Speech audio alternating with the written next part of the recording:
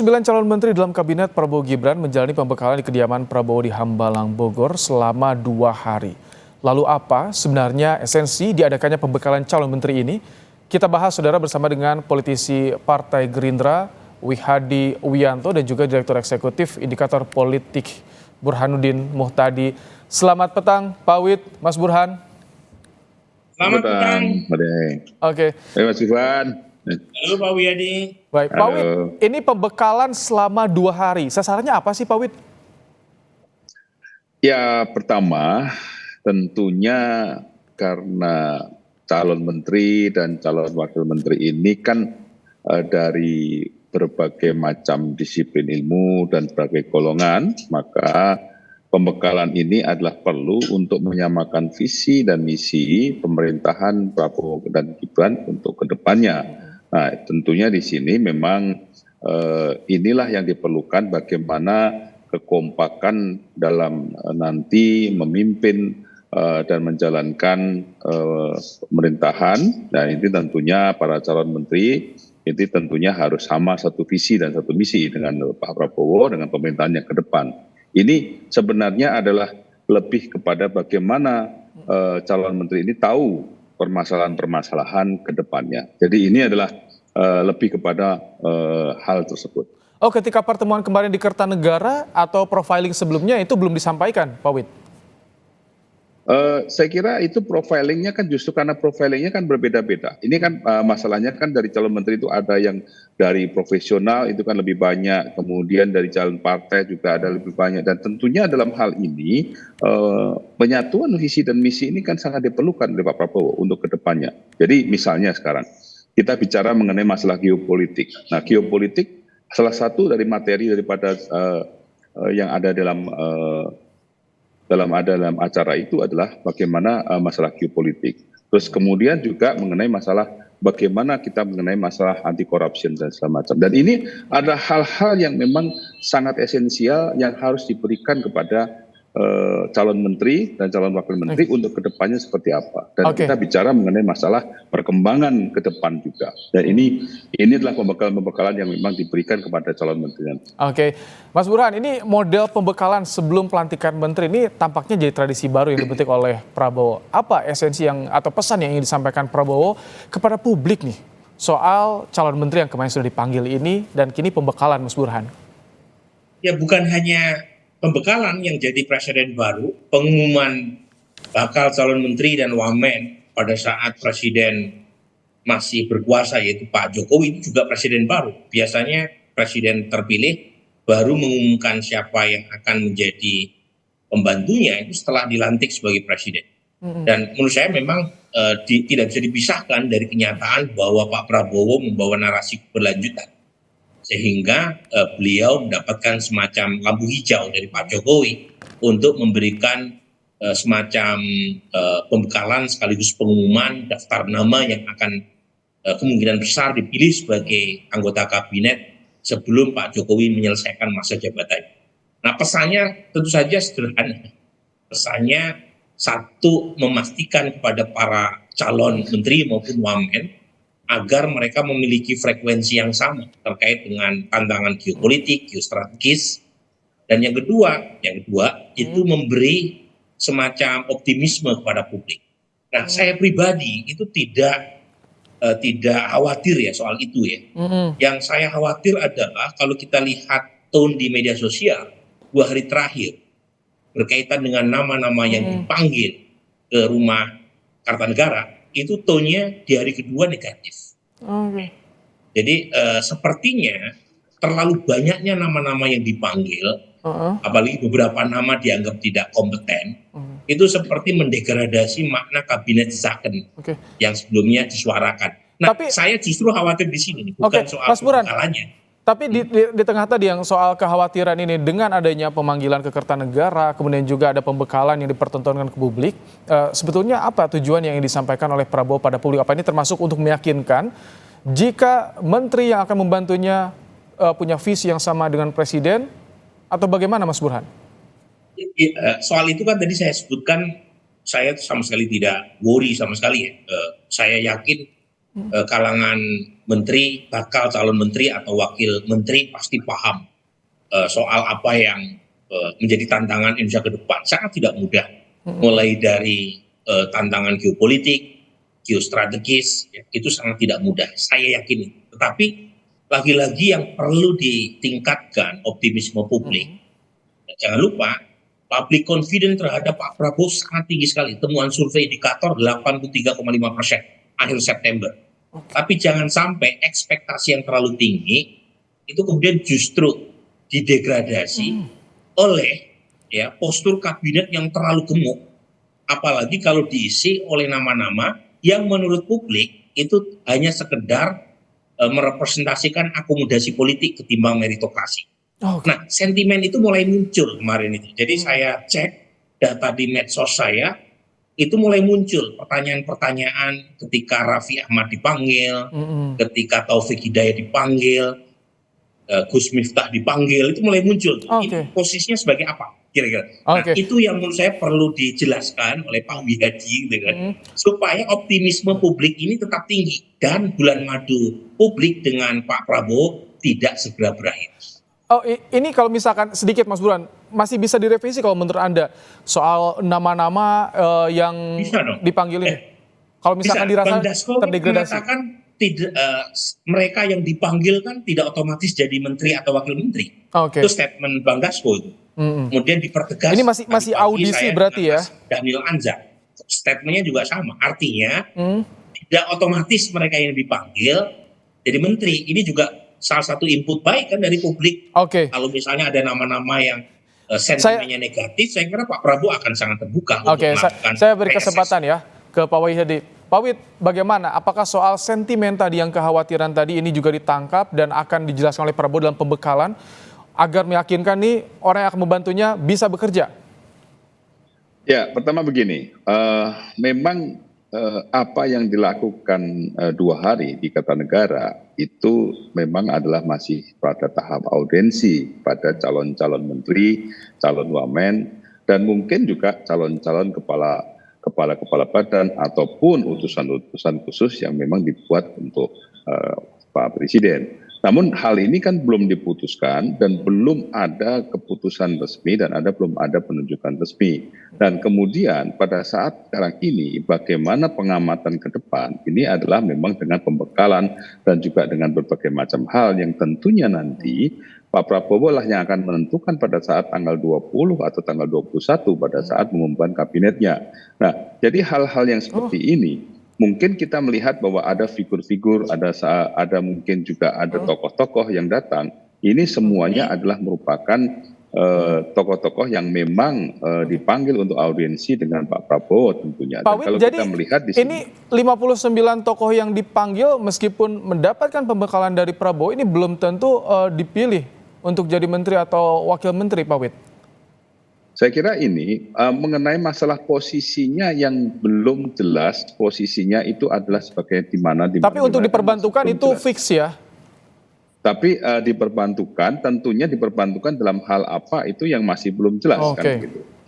Jadi segala sesuatunya kita masih melihat nantinya keputusan itu ada pada Pak Prabowo pada saat nanti penentuan itu. Nah tentunya di sini tokoh-tokoh ataupun figur-figur yang diundang itu tentunya adalah mempunyai keahlian dalam bidang masing-masing. Tidak hanya keahlian bidang masing-masing itu tentunya keahlian yang ada memang spesifikasinya dan kita juga mengamati spesifikasi dari masing-masing figur dan tokoh itu. Nah, kalau kita bicara mengenai masalah sentimen negatif yang disampaikan Prof. Burhanuddin tadi mengenai masalah bagaimana figur-figur itu adalah sesuatu hal yang memang di medsos menjadi suatu masukan bagi kita. Tetapi dalam hal ini tentunya kita akan bisa menjelaskan pada saat ini memberikan alasan kira-kira memang tokoh ini memang khususnya adalah keahliannya apa. Karena kita melihat ke depan bahwa yang namanya negara kita ini ke depan ini kita sudah harus menghadapi sesuatu hal yang baru. Kita melihat mengenai masalah dengan adanya teknologi-teknologi baru. Kita menghadapi yang namanya AI. Dan ini adalah sesuatu hal yang memang kita membutuhkan yang namanya orang-orang yang memang mempunyai kemampuan. Dan juga kemudian industri-industri kreatif yang memang harus kita dorong. Nah ini kan kita memerlukan adanya tokoh-tokoh yang memang bisa mendorong itu menjadi sesuatu hal Dan itu bisa yang jadi berjalan materi di pembekalan dalam 2 hari ini ya, Pak Wid. Mas Burhan, Dasko bilang PDIP ini masih ditunggu sampai tanggal 20 nanti. Apakah artinya ini masih banyak kemungkinan, masih banyak dinamika yang terjadi sampai tanggal 20 nanti? Ini belum pasti walaupun mereka mendapatkan pembekalan. Kalau Anda membaca bagaimana, Mas Burhan? Ya, ini menarik nih ya. Ada beberapa elemen partai yang tidak atau belum terlihat kadernya. Pertama adalah PDI Perjuangan. Yang kedua, Nasdem memberikan statement tidak akan menitipkan kadernya sebagai menteri. Spekulasi muncul, apakah proses dealing yang tidak terjadi di belakang layar sehingga Nasdem menyatakan tidak menitipkan kadernya sebagai anggota kabinet, ataukah ada problem lain ya, yang menyebabkan itu semua. Dan PDI Perjuangan juga menarik karena kemarin Mas Pram datang posisinya sebagai messenger, membawa pesan dari Ibu Mega. Pesannya seperti apa hanya Ibu Mega, Mas Pram, dan Pak Prabowo yang tahu. Tapi buat saya, sepanjang janur kuning belum melengkung, artinya sebelum Pak Prabowo mengumumkan opsi PDI Perjuangan ya, untuk bergabung itu masih tersedia. Apalagi PDI Perjuangan belum secara resmi mengatakan tidak atau menutup pintu buat koalisi. Mas Burhan, ketika tadi Anda menyinggung Mas Pra mengantarkan pesan Megawati kepada Prabowo, tadi Pak Wid tampaknya ketawa. Pak Wid, pesan apa sih yang Anda ketahui soal ini, Pak Wid? Jangan-jangan Pak Wid tahu nih. Saya kan tidak di posisi ada pada saat Mas Pram di sana, jadi saya sendiri juga belum tahu apa yang dikatakan oleh Pak Burhan. Memang bahwa yang isunya, informasinya nggak tersebar di antara kader Gerindra, tidak ada yang tahu soal pesan apa, apakah jadi bertemu antara Prabowo dengan Mega? Kita tidak tahu, pesannya kan langsung ke Pak Prabowo. Dan kita kan kalau dengan Pak Prabowo dan pada saat dengan kemarin dengan yang namanya kegiatan Pak Prabowo tentunya belum tidak ada terinfo apapun mengenai masalah itu. Tapi kita memang tahu bahwa Mas Pram datang untuk memberikan pesan. Hanya itu yang kita tahu pun dari media. Kader Gerindra pun tak ada yang tahu nih, Mas Burhan. Ini masih terbuka kemungkinan bertemu Mega dengan Prabowo, termasuk berpengaruh pada kabinet nanti akan dibentuk, Mas Burhan? Gini, pertemuan itu kan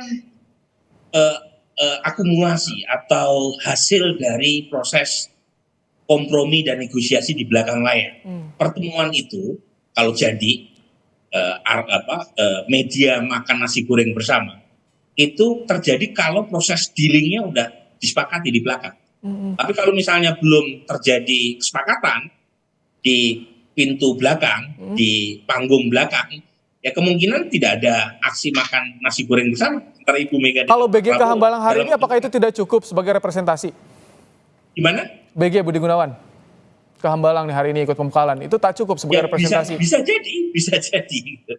Kan yang pasti begini, yang pasti ada isu yang tentu saja muncul sangat masif ya di kalangan wartawan, bahwa PDI Perjuangan meminta sekian kursi. Ini isu ya, belum tentu benar.